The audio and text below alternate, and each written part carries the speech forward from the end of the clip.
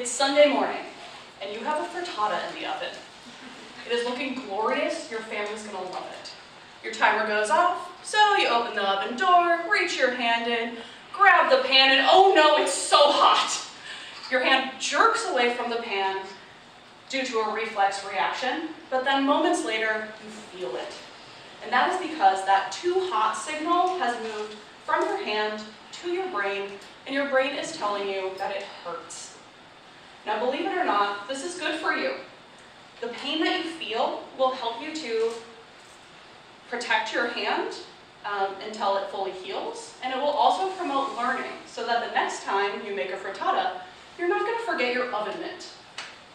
So we think that many animals feel pain for the same adaptive reasons.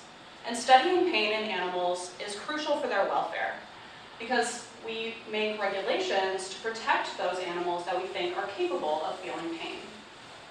Now, this includes vertebrate animals, mammals, birds, and fish, because we've done a lot of research on them. But where we haven't done a lot of research in this area is with invertebrate animals.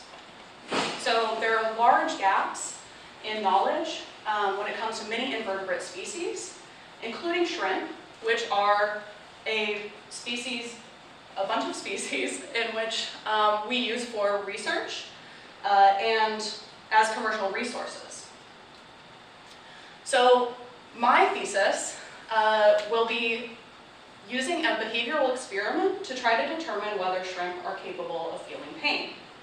So I'll use a noxious stimulus, which is very similar to our hot frittata pan, a soldering iron, and I will deliver a hot touch to a shrimp in a chamber with a visual cue. Now, the shrimp's claw will detect the heat and reflexively move away from it.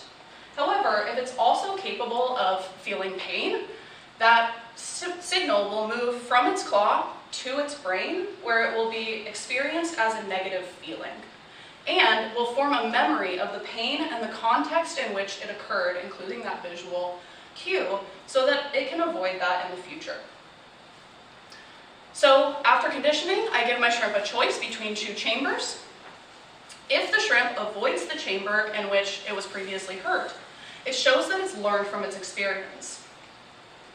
Learning from a hot touch goes beyond reflex and suggests that these animals may be capable of pain experience.